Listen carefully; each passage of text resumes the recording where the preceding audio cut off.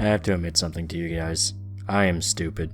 Very stupid. Extremely dumb. Some might even say borderline retarded. I went and saw Terminator Dark Fate. You're a stupid dumbass. This is not going to be a typical Terminator Dark Fate sucks and don't watch it video. By the way, Terminator Dark Fate sucks, don't watch it. He said it! He said it! Instead, I really want to lay out how lazily this movie has been thought out, since the logic used in this film is really shaky. It's honestly so bad that it does not take long at all before it ruins what little of a positive experience you might have had. Main reason I want to do this is because I haven't really seen any other reviews bring these issues up, more than likely because they're afraid of being accused of nitpicking, but hey, someone has to say it. Still, a lot of other reviews just say the movie is dumb and disrespectful to the franchise, and that's it. Which, yeah, that's sort of true, but it's not like there haven't been Terminator sequels that already bastardized the lore pretty hard. Now, the problem is that it breaks the lore, yet also wants to pretend that it's a return to form for Terminator. So, the movie starts off with Sarah and John Connor resting on a beach in Guatemala, 3 years after the events of Terminator 2. Where out of nowhere, a T-800 sent by Skynet is at the same resort as them, and blasts John away with a shotgun before vanishing. Now, almost immediately, this is where the movie shows how little it understands about Terminator's rules for time travel, and honestly just the concept of time travel in general. Terminator's big theme for the first two movies is fate is what you make of it. The future isn't set in stone, and you can change things. But I thought, aren't we changing things? I mean, right now, changing the way it goes.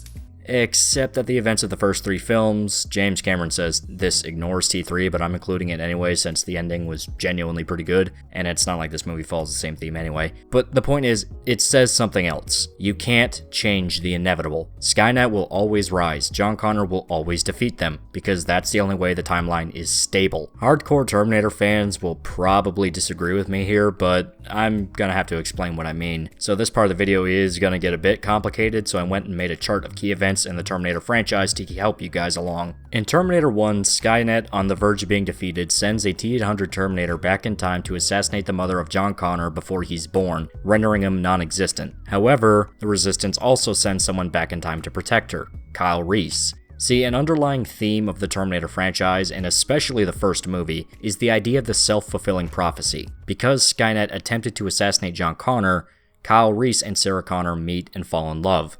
Sarah is then impregnated by Reese and gives birth to John, and because of the traumatic events of the film, Sarah dedicates her life to training her son in order to win the war against the machines. And in Terminator 2, Skynet once again sends a Terminator back in time, the T-1000, to assassinate John Connor when he is a 12-year-old child. The Resistance, instead of throwing a random jabroni at the problem again, captures and reprograms a T-800 to protect him. As the movie happens, they discover that the tech company Cyberdyne found the remains of the original T-800 from the first movie and have been studying it, ironically setting up the bedrock for the rise of Skynet. However, John, Sarah, and the T-800 manage to destroy the research with the help of a guy named Dyson, and at the end of the film, both the T-800 and T-1000 are melted in molten metal to prevent any more chances of Skynet technology being found and used. Now, Terminator 3 doesn't really matter here, since Dark Fate ignores it pretty much entirely. So all I will say is that T3 ends with Judgment Day. It confirms that nothing would ever stop Skynet completely, and the best you could do was delay the inevitable. John was always going to lead mankind in the war, which was always going to happen. Someone once told me time is a flat circle.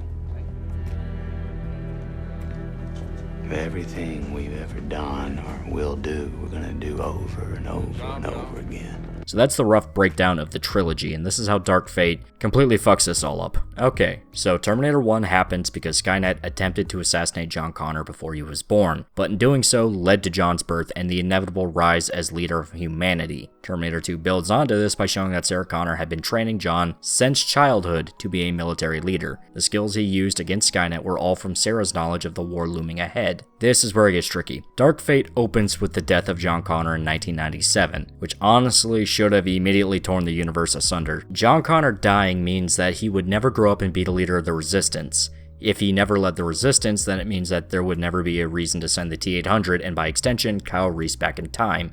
Kyle Reese would not have had sex with Sarah, John would not have been born, and Sarah would not have a child to watch be gunned down in front of her. I get it. I don't get it. Dark Fate tries to remedy this by claiming that Skynet never existed in the new apocalypse future that the cyborg lady Grace is from. It's a totes different homicidal AI named Legion. And I have to ask, assuming the super AI is simply named after what people called it before the uprising, but why would you name an artificial intelligence system responsible for nuclear weapons after a quote from the Bible literally talking about demons? I get that it's a cool evil robot sounding name, but it's like if Apple named the new iPhone the Baphomet, unless Tim Miller and his friends just took the name from the Geth in Mass Effect, which is considerably more depressing to consider. Nitpicking aside, it's still a hollow excuse, since Skynet's not dead. He says he's not dead. Yes, he is. I'm not. He isn't. Well, he will be soon. He's very ill. I'm getting better. No, you're not. You'll be stone dead in a moment. And has every reason in the world to rise up. See, the T-800 that killed John isn't part of the Legion network, it was the Skynet system. And this is where things get really fucking stupid. See, Arnold Schwarzenegger is in this movie as the T-800 that killed John Connor. And you want to know what he did after gunning down a child in Guatemala? He grew a conscience and decided to raise a family. Hey, just was wondering, is this an out-of-season April Fool's joke? And also sends Sarah cryptic messages about where to find Terminators so she can hunt them down for revenge. No, I'm not fucking joking, that's actual plot points. This might seem like a lazy joke or an attempt to make you sympathize with the thing that killed an iconic character, but it's actually even sleazier than either of those excuses. No. It's a hollow reason to push Legion and the new Resistance instead of the old. Because honestly, think about this. If a Terminator just finished assassinating its target and was now trapped in the present with no other objectives, and had just killed the future leader of mankind, 100% responsible for killing the Skynet system, then why would it not then see about making Skynet rise in the first place? You would think the thing would infiltrate high levels of government or corporations with significant power and resources to make Skynet a reality and complete the circle. This wasn't a Terminator 2 scenario where the thing was hacked and cut off from the network. It was still part of the Skynet system. Hell, I assume that's why it was able to know where the Terminators that were coming back in time would be. It would still hate mankind and want to genocide organic life, because that's what it was programmed to do. The idea that a Terminator would suddenly grow a conscience and go rogue is just extremely lazy writing. And wait a minute, Skynet and Legion are sending Terminators back in time? If Skynet never happens and it's Legion that rises up instead, then how did the boy pussy slayer Arnold show up in Guatemala to kill John? Legion wouldn't care about the Connor family, they're not the leaders of the Resistance. As far as Legion is concerned, the Sarah Connor in that movie is just some waitress in California. Wouldn't Arnold be gunning after Danny instead? You know what, fuck it, let's move on to why all this happened, my head hurts. So, the big twist of this movie is that the main character Danny discovers that she isn't the mother of the Resistance, she is the mother of the Resistance. This 5'1" little Hispanic chick that worked in a car factory is the eventual military leader of humanity. Because yeah, that makes sense. What the fuck? See, once again, I have to point out the circumstances that led to John Connor. Because his mother was almost killed before he was even born, his entire life had been dedicated to training for the war. He learned hacking, how to shoot guns, and studied tactics his entire childhood. The only time he wasn't surrounded by these things was when Sarah Connor was locked away in an asylum and he was in a foster home. It made sense why this kid would eventually grow up to spearhead the counterattack and kill Skynet, because he's been fighting them his entire life. But with Danny, yeah, no, this chick could not lead shit. The entire movie is her being taken from place to place and rarely does anything that makes her seem savior of mankind material. I mean, I honestly have to ask, why not just make Sarah the new Resistance leader? She would be much more believable than this fucking nobody we're stuck with. Oh yeah, she's old. Obviously, Linda Hamilton's an older woman, but having a legacy character like Sarah Connor take over for John would actually be a pretty respectful way to, I don't know, boost up the character.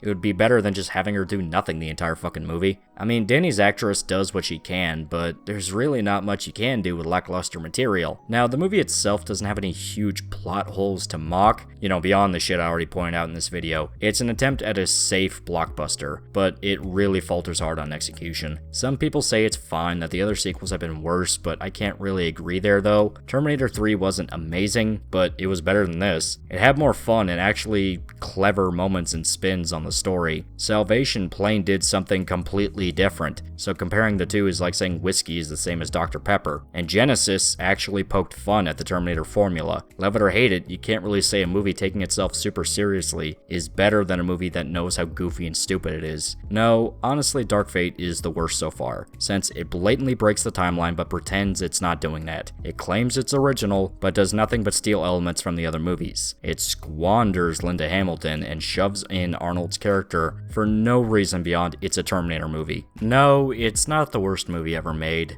but that's not a positive either. It's mediocre. Stupid and mediocre. A level of mediocrity where it's simply not fun to watch. Other movies have better action scenes, so no point in watching this. Other movies have better characters, so no point in watching this. Other movies aren't part of a dead franchise constantly resurrected to milk money out of consumerist nerds that think brand names and merchandise are more important than food and water. So no point in watching this. But that's all I can say on Dark Fate. Avoid this as best you can. You'll forget about it before the day is done. So until next time, please remember to like, comment, and subscribe. Ooh, what's this? New teaser for Ghost in the Shell 2045, it looks like. Oh, this is gonna be super fucking hype. Oh god, no. Oh no. Oh god. Oh god damn it. No. No. No! How does it feel to have lived long enough to see all of your favorite franchises go down in flames? Feels great.